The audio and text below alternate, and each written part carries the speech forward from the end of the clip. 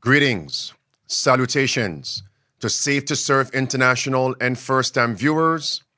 Welcome to this midday power surge. This is your spiritual oasis on this pilgrim journey. I'm your host, Andrew Henriquez, on this Monday, January 29th. Welcome one, welcome all to this midday power surge. We have a lot to cover today. So please, I'm going to ask you to bear with me while I do everything possible to make the point succinct and get to the actual crescendo. Signs of fastly fulfilling, rapidly fulfilling, that show the end is right upon us, the mark of the beast. And the Sunday movement is indeed making its way in darkness. And I believe with all my heart that the mark of the beast will come based on various movements in society. One of such movements is going to be the movement of illegal migration into United States of America. Catholicism will overthrow Protestantism via illegal migration, illegal entry at that southern border. By God's grace, I'm going to prove that. But before I go any further, I want to make sure you understand this contrast. Jesus is omniscient. The Lord is omniscient. He knows everything. The God of creation can foretell the future. He tells the end from the beginning. Satan and his human agents are not omniscient. They try to foretell issues and crises to make themselves appear as if their hands are clean and as if they are truly the beneficiaries or benefactors of society. And we call that today predictive programming. It's one of the ways this is being revealed. I'm going to share with you about 4 or 5 clips to confirm predictive programming, speaking about the coming civil war. Watch carefully, my friends. There it is, the movie Leave the World Behind, and they spoke about the 3-stage maneuver to topple a government. And one of those, the last stage, is actually a civil war, coup d'etat, a collapse. Half of Americans expect a civil war in the next few years. Signs of the last days, right? This is now the trailer for the coming civil war, which is coming out in a few months, 2024. 19 states have seceded. The United States Army ramps up activity. The White House issued warnings to the Western forces as well as the Florida Alliance. The 3-term president assures the uprising will be dealt with swiftly. Replay that video clip. You'll hear on the radio broadcast in that vehicle a 3rd-term president in America. There's no such thing. No man, no person can have 3 consecutive terms as a president in America. The only way that can be done is through martial law, a great crisis, and they enact martial law. What is coming in the context of a civil war?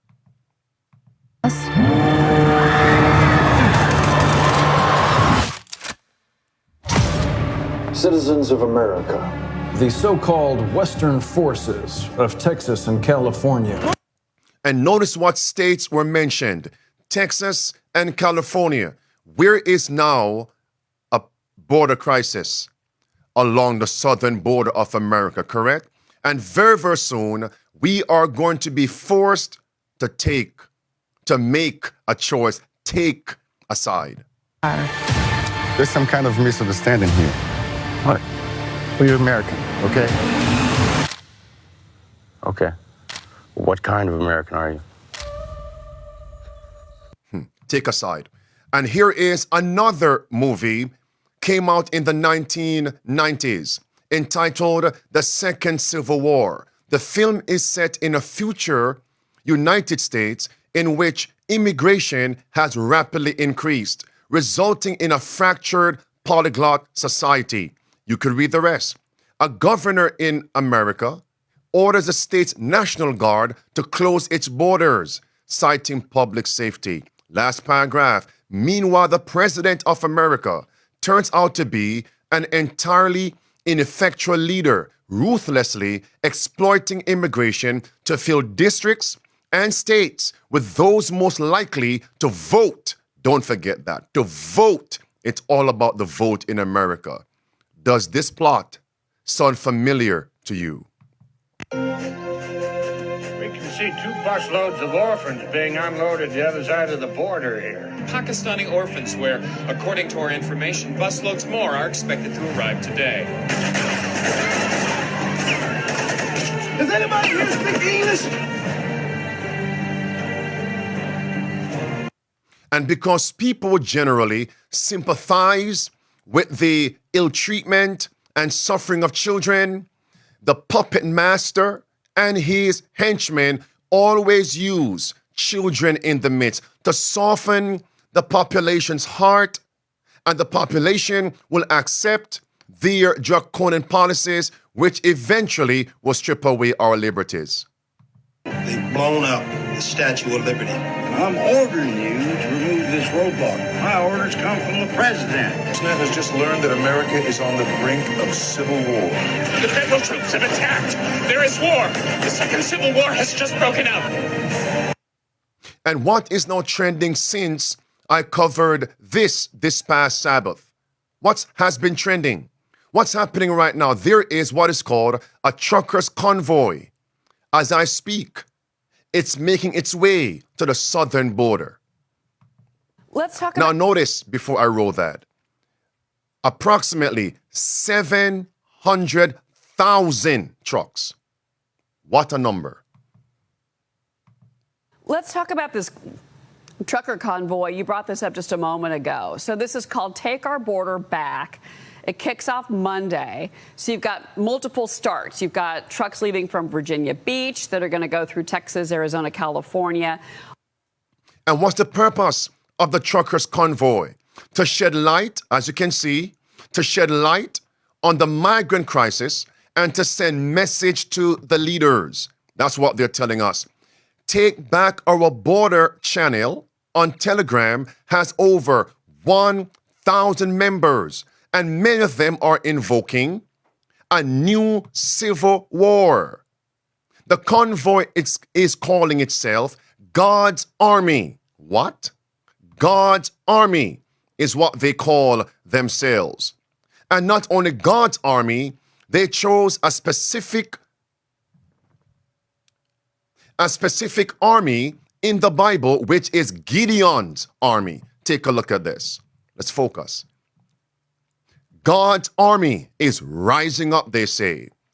And one of the proponents stated that they are comparing themselves with the biblical story of Gideon's army. Even though we are outnumbered, we will prevail. And what is their mission? Their mission, watch carefully, all right? Their worry and concern is that the convoy and rallies should be peaceful, but there might be infiltrators, provocateurs that will agitate and stir up violence and even bloodshed. Clip 1. Carol. Yeah, Congressman, I love the fact that people are standing up and using their voices peacefully, but we know that bad actors in the past have co-opted these types of events and done everything they can to make the peace-loving Americans look bad. Are you concerned that there might be some sort of co-opting of this convoy? Clip 2. I am hopeful that that will not happen because this should be a peaceful movement of the American people joined by other nations if they want to come. This is the Canadian farmers, truckers. This is the German farmers. This is the French farmers. This is the Dutch farmers. This is a movement well beyond the United States that people are simply tired of the overreach of their federal governments, and we're pushing back. Now is the time. Now watch carefully what this article says. It says clearly, some have suggested online that the convoy is a quote-unquote psyop, stacked with undercover agents designed to lure well-meaning quote-unquote patriots into a violent event, which is what a quarter of Americans believe happened with the insurrection at the U.S. Capitol on January 6, 2021. Don't go. Remember January 6th. Don't fall for it again, said one user online. I don't care how peacefully you assemble. Some Fed will instigate violence and the MAGA will be blamed for it. If one shot is fired, everything is over. You know it will be fired. Now let's take a look at one of their missions. Their agenda is to stand up against the quote-unquote globalists who they claim are conspiring to keep U.S. borders open and to destroy the country. Now, those are the facts based on the fluid situation. Now I'm going to move into the critical contents of this presentation. Number one, we have people who are asking the question, who's behind these globalists? Who are the globalists? A general term, and people can't really identify who the chief puppet master is that is stirring up this conspiracy against our liberties in America and to enslave the masses. Listen attentively. Some people are pointing the finger of scorn at the current sitting president in America. Other people are pointing the finger of protest against the governor of Texas, Greg Abbott. Many are saying that he is actually on the same team. Why do I say that? There was an actual live interview. This clip I'm going to play is a gentleman who is interviewing the governor of Texas. There's much noise in the background. Just imagine after he gives a speech in the auditorium and people are still conversing and movements are taking place. But if you listen attentively, you will hear. He asked the governor, do you understand the movement of the World Economic Forum, Klaus Schwab, and the Great Reset? Yes, okay. Do you denounce them and their agenda? And he refused to do so publicly, even though he said, I'm not a globalist. Watch this, clip one. Okay, I have one question. Tell me. So, the Klaus Schwab of the World Economic Forum has bragged publicly about infiltrating governments and grooming political leaders. Now, he's for the Great Reset, pushing forward Agenda 2030, complete globalization. Do you denounce the World Economic Forum, Klaus Schwab, and the Great Reset? Here was his response. Clip two. Economic Forum, Klaus Schwab, and the Great Reset? Listen, I'm not a globalist. I'm a Texas person, an America first person. So do you denounce Klaus Schwab and the Great Reset? I promote Texas and America. Okay, there you go. Okay. All right. Thank you, man. All right, guys. So as you can see, I just asked Texas Governor Greg Abbott if he would denounce Klaus Schwab, the World Economic Forum, and the Great Reset. And he refused to do so. I mean, I don't understand why it's so difficult to just say, I denounce those things. Oh, I know why, because he actually has a page of himself on the World Economic Forum. I'll show you in a second here. But anyways, it doesn't matter, Republican or Democrat. It doesn't matter. Republican or Democrat, they're on the same team. Listen as I finish this. Last clip. Why? Because he actually has a page of himself on the World Economic Forum. I'll show you in a second here. But anyways, it doesn't matter, Republican or Democrat. They're all corrupt, okay? The only thing is Democrats are going to get us into a very bad place. They just speed things up. That's basically what they do. But in the end, they're all the same. All right, guys. Well, God bless, and may Jesus Christ be with you. See, some people are waking up. Look at the words on the left of your screen. Greg Abbott refused to denounce Klaus Schwab, the Great Reset, the WEF. He's a member of the World Economic Forum. he regularly attends the yearly meetings in Davos. One question, do you think this man will start a civil war against the elites? There is the page on the World Economic Forum site. Greg Abbott, the governor of Texas. And here now is Klaus Schwab actually stating most of the world leaders are a part of his agenda, his organization, the World Economic Forum. Clip 1. This notion to integrate young leaders is part of the World Economic Forum. I'm not sure why he's coughing and the microphone is chipping in and out. Continue. This notion to integrate young leaders is part of the World Economic Forum since many years. And I have to say, when I mention now names like Mrs. Merkel, even Vladimir Putin and so on, they all have been young global leaders of the World Economic Forum. Mm-hmm. He's going to tell us that the World Economic Forum, they penetrate cabinets in various countries. Leadership, politicians, they infiltrate governments. Don't forget that. They train and then they plant leaders that will promote the draconian policies of the WEF. And the end goal is control, oppress, and enslave the masses. Do you remember? Welcome to 2030. You owe nothing and you'll be happy. They all have been young global leaders of the World Economic Forum. Mm-hmm. But what we are very proud of now is the young generation, like Prime Minister Trudeau, President of Argentina and so on, that we penetrate the cabinets. So, why Argentina? Imagine people vote for a particular person or politicians to carry out the will of the people.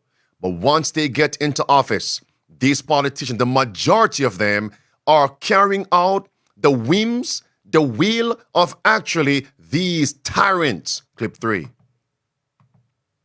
That we penetrate the cabinets. So yesterday I was at a reception for Prime Minister Trudeau, and I know that half of this cabinet, or even more half of this cabinet, are actually young global leaders of the World Economic Forum. More than half. Friends, this agenda of the WEF is the same agenda of the Pope of Rome and the Jesuits. Great controversy. Page 235, the Jesuits under various disguises work their way into offices of state, climbing up to be the counselors of kings, presidents, prime ministers, to shape the policy of nations, to overthrow Protestantism, and to bring about the revival of popery. Is that point clear? Popery, Klaus Schwab are on the same team. Look at this right here. Remember, he said, we are the ones in charge of the future. Nothing is happening by accident. The future is being built by us. Let's also be clear. The future is not just happening. The future is built by us. And the Pope is saying the very same thing. Prepare the future. They're on the same bandwagon. Here is an interesting note for everyone to contemplate.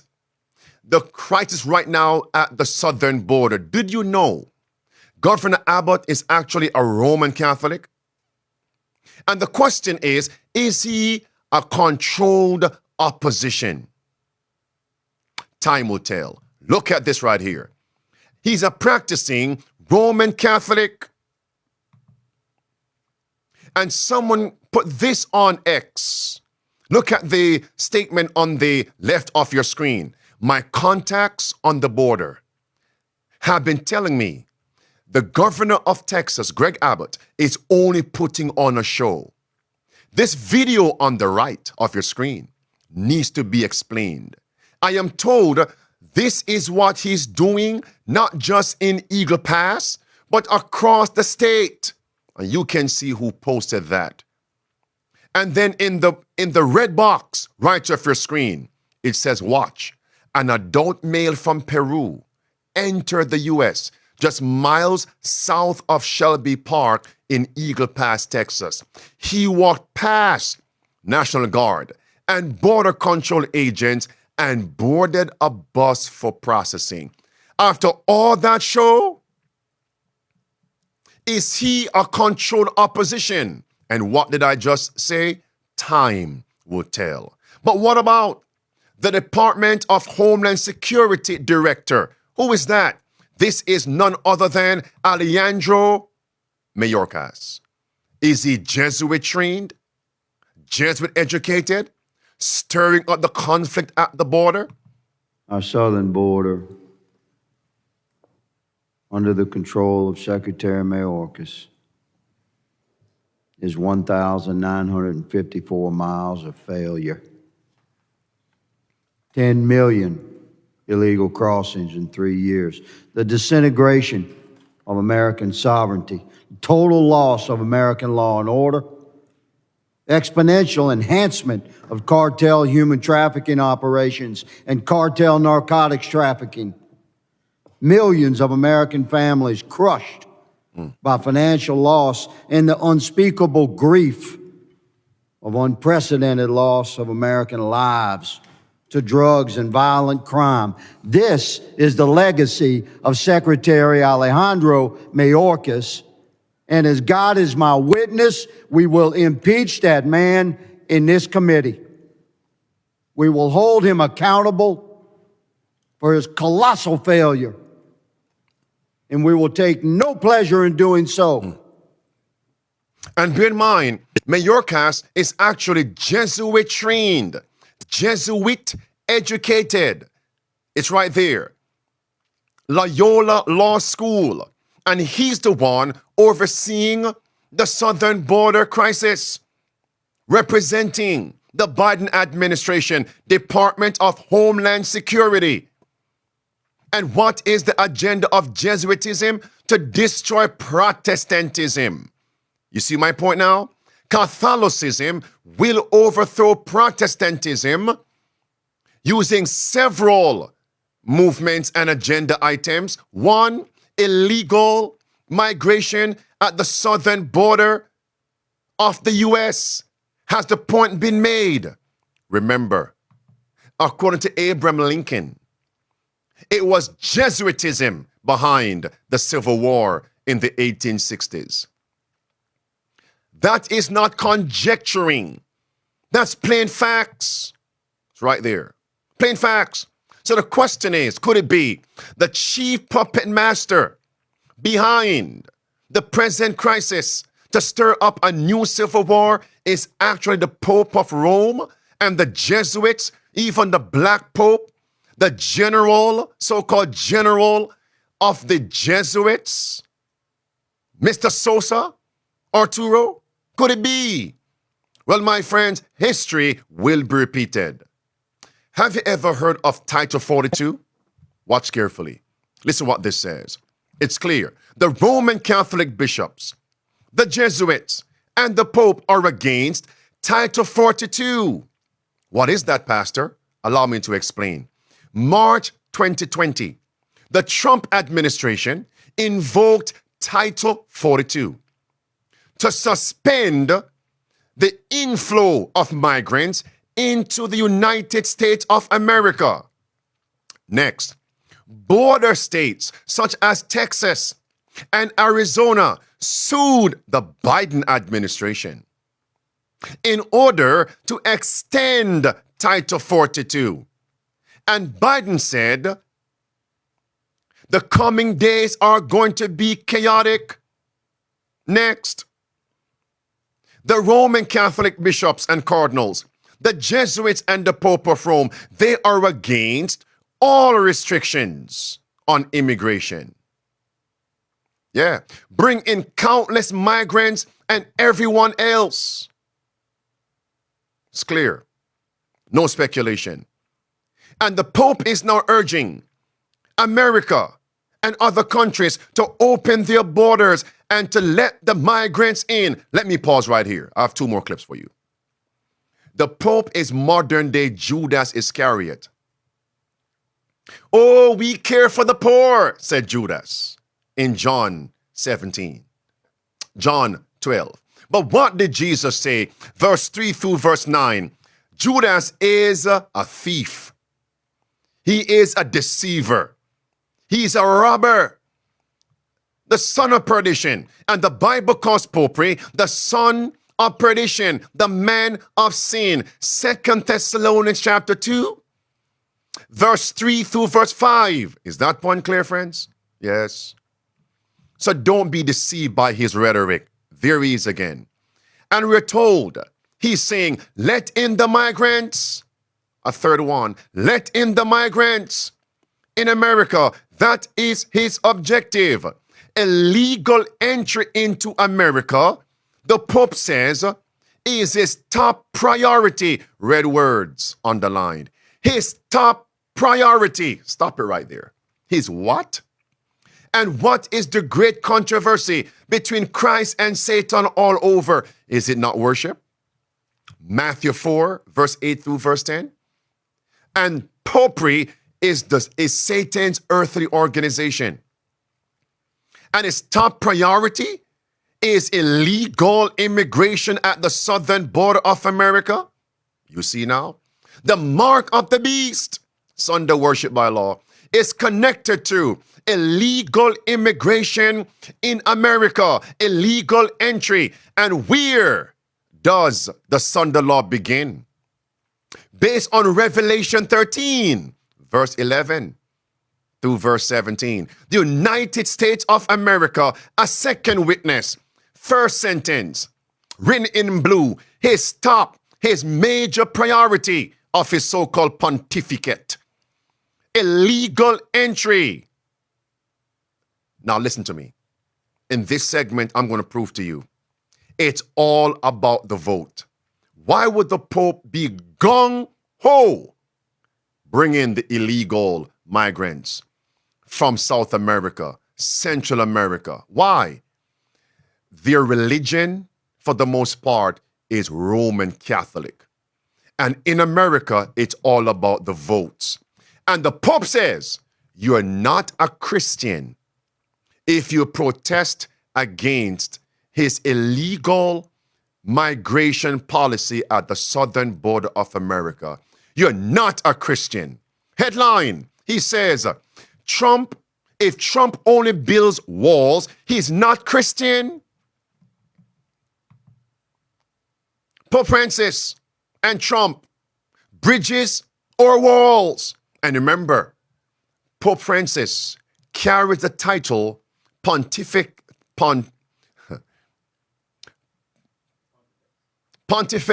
Maximus, tongue twister, which means bridge builder. All right, there it is.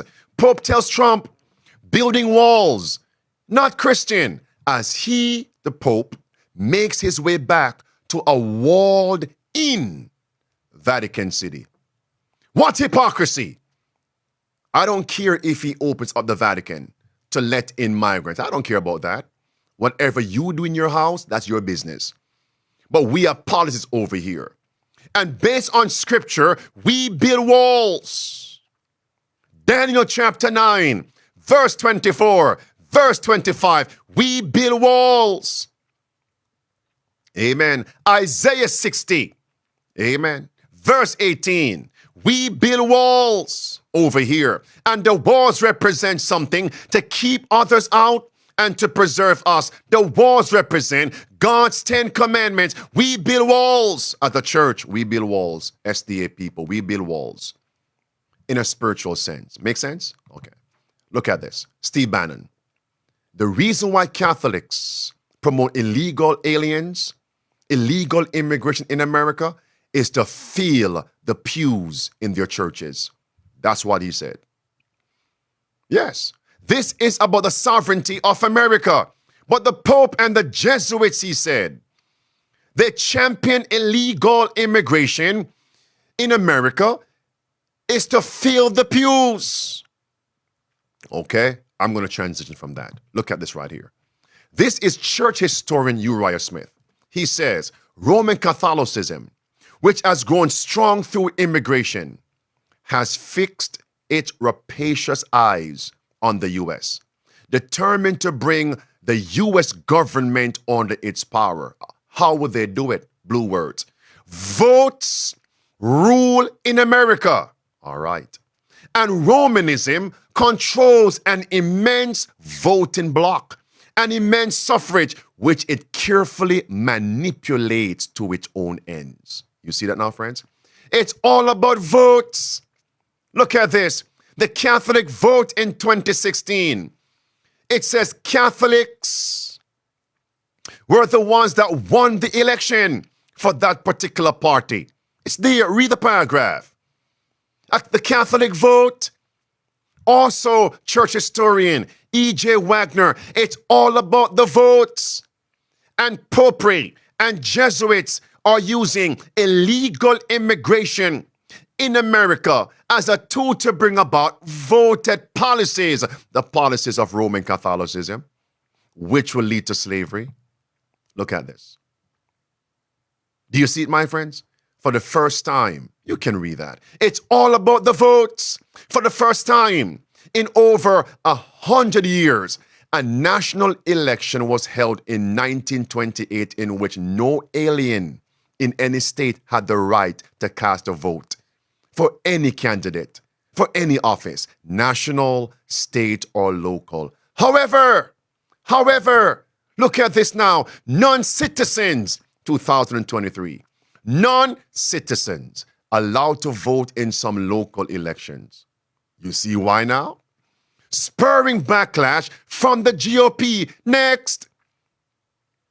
Municipalities in 3 states across America allowed non-citizens to vote in local elections. California, Maryland, Vermont.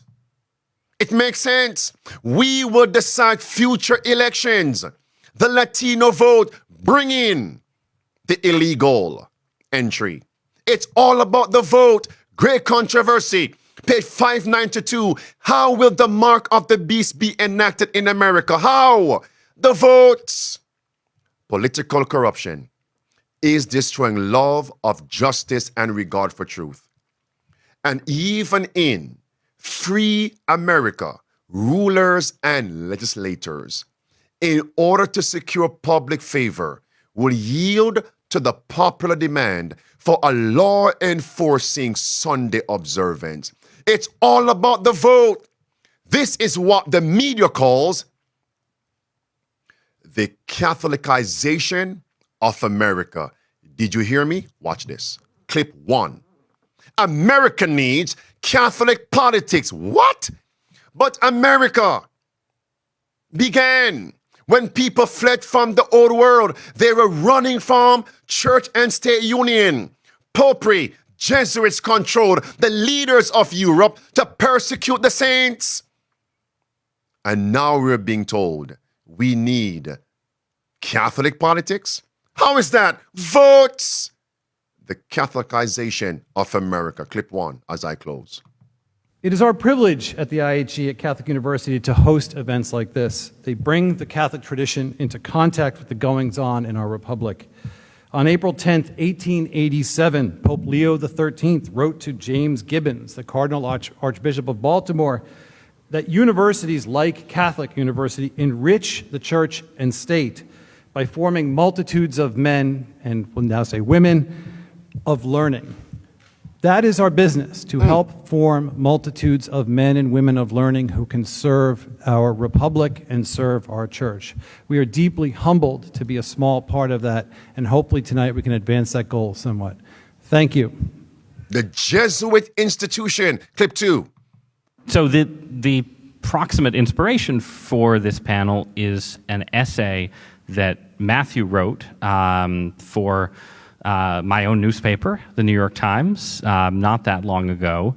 And I think the title of the piece was something like Why America Needs Catholicism, which obviously it does. But the specifics of the piece were mostly about Catholic politics as an alternative to the current polarization between right and left, Republicans and Democrats. So I'm going to ask. They use both sides to bring about the Catholicization of Protestant America. That is the healing of the deadly wound, Revelation 13. I close right now. What point stood out to you in this presentation? Post that one point you received from this lesson below in the comment section. We're streaming live on YouTube, our Facebook page, Twitter X, Rumble. Support us. Like, share, comment, and share this video. I'll see you tomorrow at 12 noon Eastern. God bless.